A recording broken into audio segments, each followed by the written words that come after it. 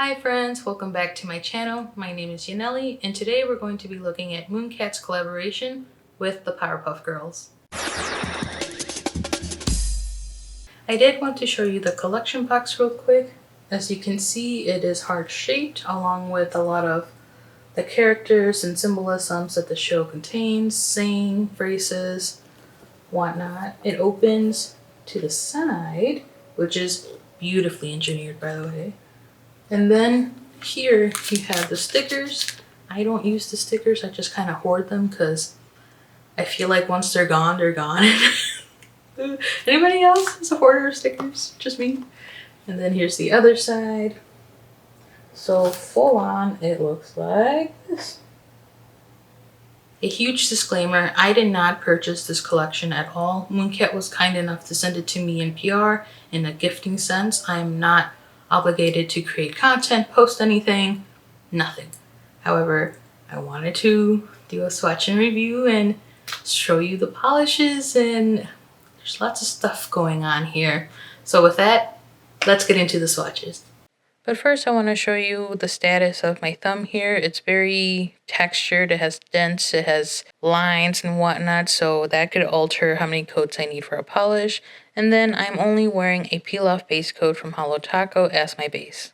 First up we have Blossom's Fire Breath. This is also the first time I'm swatching all of these polishes, so a lot of these reactions that I have in my notes are very wow and oh my god, so bear with me here. But when I first applied this polish, I was very surprised at how sheer it is and was kind of doubting its buildability in a sense, because to me it didn't feel like it would build up. I didn't really see that much pink in me, but obviously looking through the footage here, it is very buildable. 2 coats and the pink is there and you see all the glitters and stuff. But I do have short nails, so for me, visible nail line was very minuscule. But for those of you that have longer nails, this might be maybe a 3-coater, or you put on a blurry base coat in order for you to not have that visible nail line, unless you don't mind it. But otherwise, I just did all these polishes in 3 coats because I wanted to see how it could build up, especially with having so many flakies.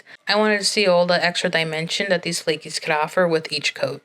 Now, something about this polish specifically, and I think you can see it more in the macro shot here, is it has these little red specks that I can only suspect are like red tiny glitters. This polish is primarily a bubblegum pink, as you can see, with blue, pink, purple, orange, iridescent flakies, and microholographic glitters in the mix. Real quick, this is how it looks 1 coat over black and white base on the left, and then on the right it's just 3 coats of the polish with matte and glossy finishes. Same with the left. And then I decided to not save comparisons till the end.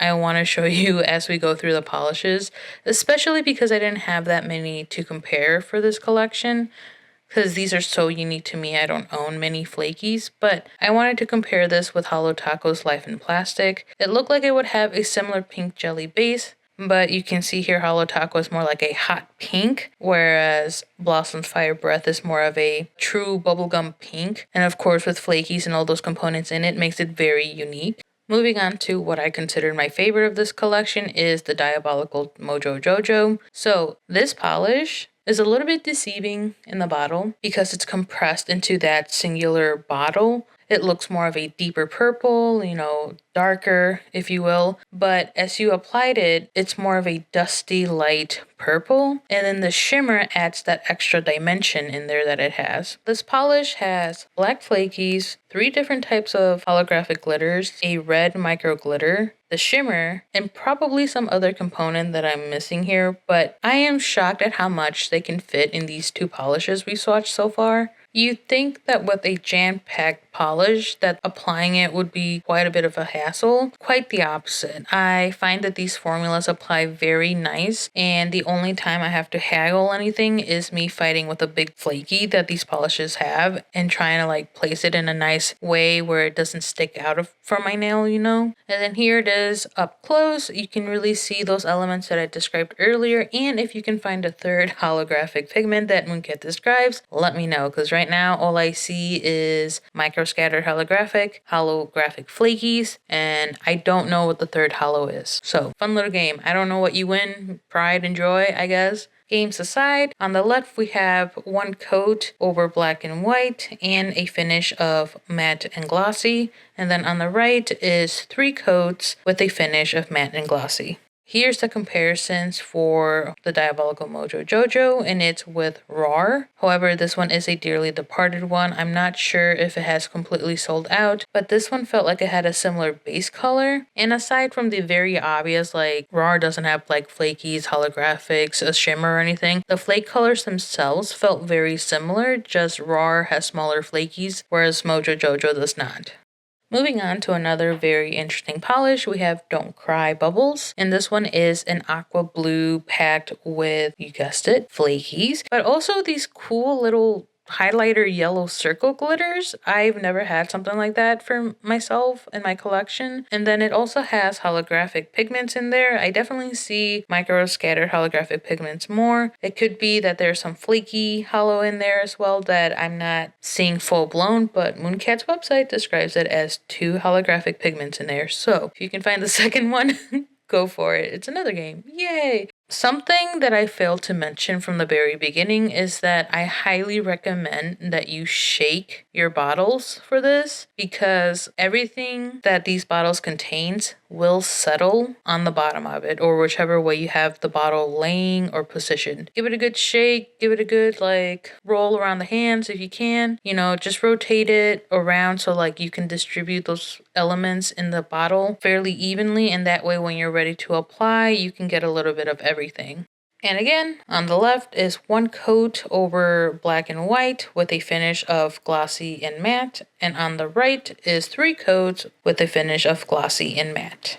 I will say that my favorites so far have been these polishes as toppers over black. I think it really accentuates the flakies a lot more, and in matte as well. So for this one, I did have a couple more comparisons and a little fun combo that I did to see if I could replicate it. But know that Don't Cry Bubbles is very unique on its own, and these polishes that I'm comparing it with aren't exacts, you know. First up, we have the See Between Us, which is a darker base blue, and different types of flakies that are more green leaning and very much smaller than what Don't Cry Bubbles has. And we have Holo Taco's Be Kind Rewind, which is a similar aqua blue with a whole bunch of holo in there, no flakies. So what I did is I combined Be Kind Rewind with Holo Taco's Galactic Unicorn Skin, layering it in a sandwich formation with 3 coats of Be Kind Rewind and then 3 coats of Galactic Unicorn Skin. Not exacts, but you can get similar vibes. I think what really puts Don't Cry Bubbles out there is those yellow circle holographics and of course the ginormous flakies that the polish contains. Up next we have Forces of Evil, and this is a pink red jelly formula with blue, pink, and orange iridescent flakies and micro scattered holographic pigment. So this polish is very out there, very bright, very in your face in my opinion. It's so multi-dimensional with the flakies as well. However, I will say that I think this polish looks better in indirect lighting. I think when light's completely on it, that blue flaky kind of looks black almost, and it doesn't look right, but maybe that's the illusion that Mooncat wants from us, who knows. But I really like this polish in indirect lighting. The orange and blue flakies just pop so much more with this polish, and it just adds the little extra oomph that I feel like this polish needs. And then with this one specifically, I felt like I only needed 2 coats in order for me on my nails and nail length to get full coverage. However, I do show 3 coats here in the video just again to get that multi-dimensional feel that I was talking about earlier. And in the close-up that I'm going to show here, you can kind of see what I mean with like direct light. Some of the flakies look darker than intended in my opinion. And I think my favorite way to wear this polish is going to be over black or on its own with a matte top coat, just because the flakies change so much with just a matte top coat versus a glossy top coat, as you can see on the right side here. And then over black, same scenario as the matte side. I'm also discovering though that I'm not a red nail polish type of person. Usually if there's a red in a collection, it is perchance my least favorite. And looking into the comparisons here, I only have my Sandy Claus outfit, mainly because people in the Mooncat Facebook group were talking about it, and they were curious on how closely this resembled to my Sandy Claus outfit. However, Forces of Evil is completely different, not only in formula, but in other attributes that the polish has. So not exacts at all. So if you felt like you could replicate my Sandy Claus outfit with Forces of Evil, or vice versa, not a chance. Introducing Hardcore Buttercup. This is a green jelly base with quite the spectrum for iridescent flakies here. So we have flakies that are green, teal, blue, and then they can transition to like pink, orange, and purple as well. And then we have micro scattered holographic pigment as well as flaky holographic. So again, jam-packed with all this goodness that you want on your nail.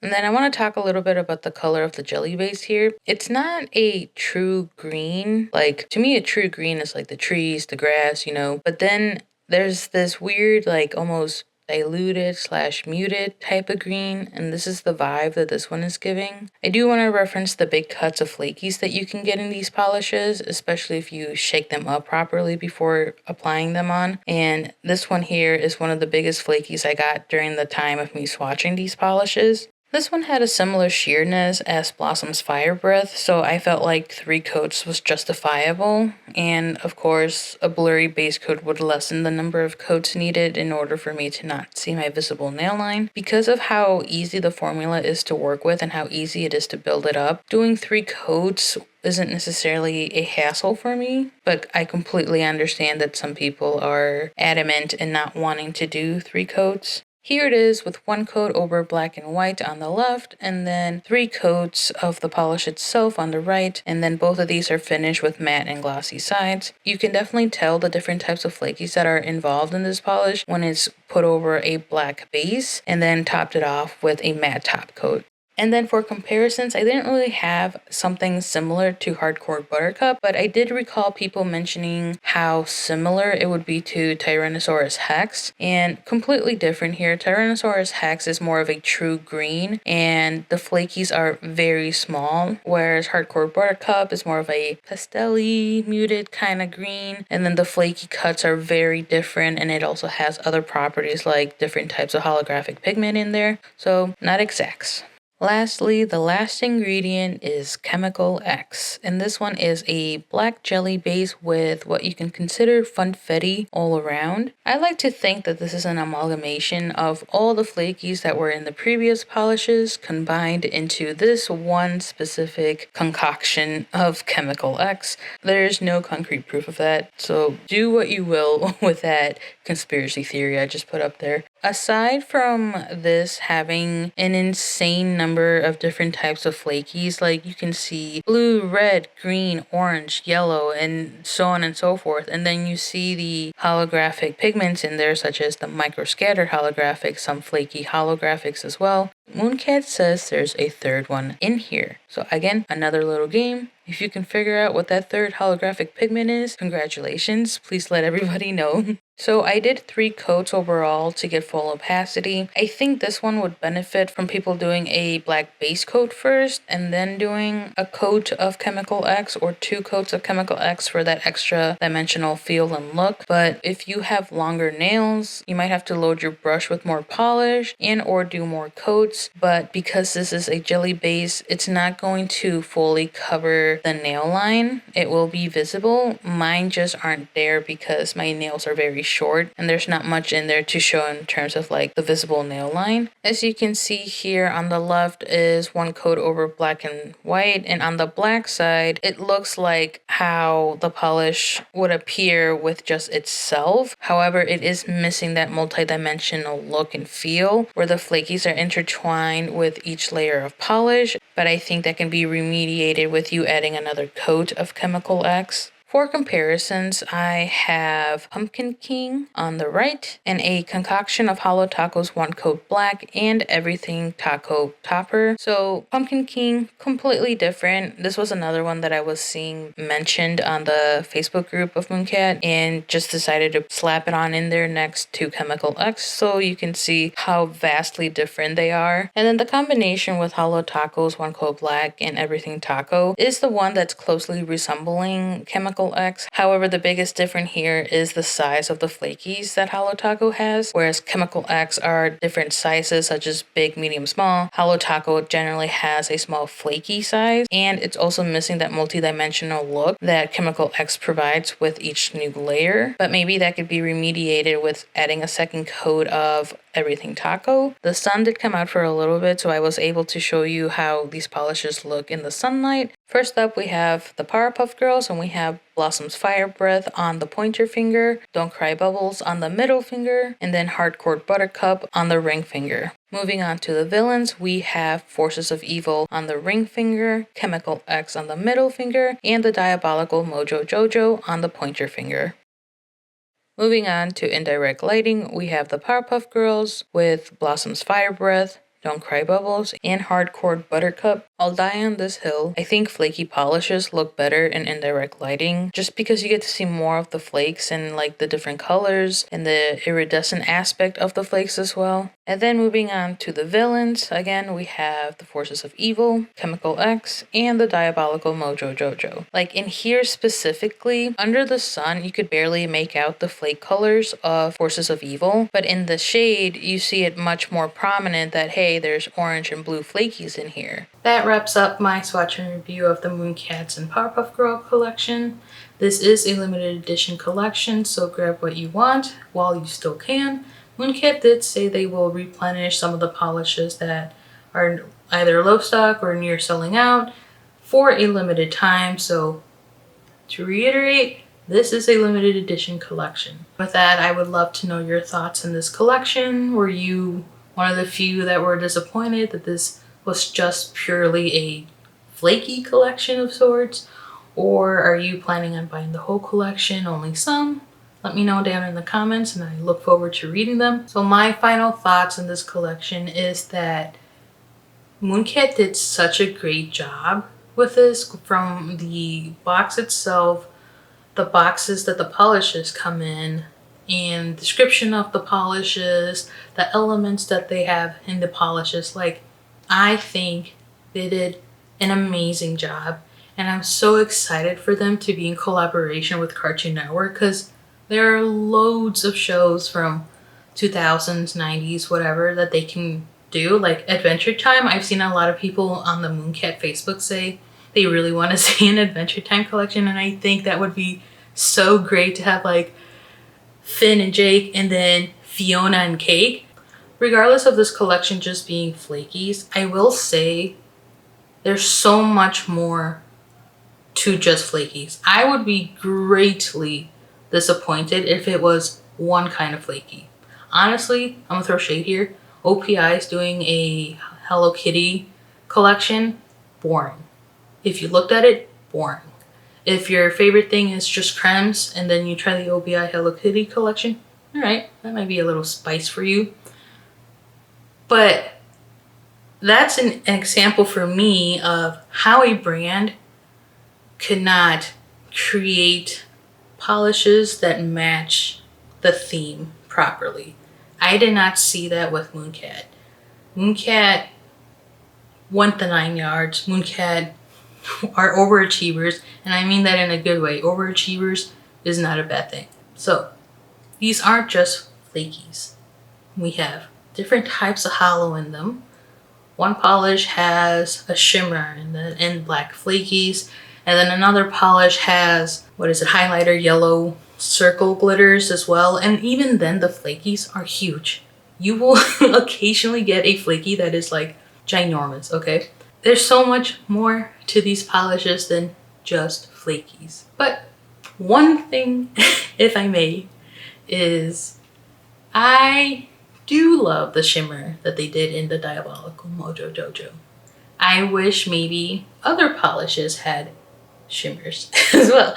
But also, I'm biased towards shimmers. I love shimmers. Anyway, I'm going on a tangent at this point. Thank you so much for watching and hanging out with me. Again, please let me know your thoughts and what you're planning on getting in the comments.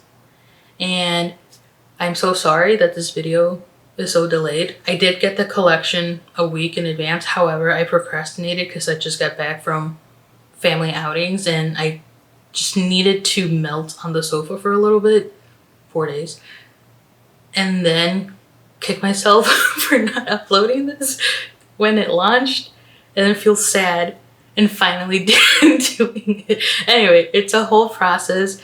It's really hard for me to dedicate time to these long form videos. Like, I love doing them. I love doing them.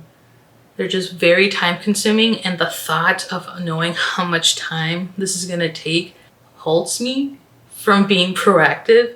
I'm sorry, and I'm hoping that the next time you see me, it's actually in line from where the collection releases, but otherwise, I make no promises.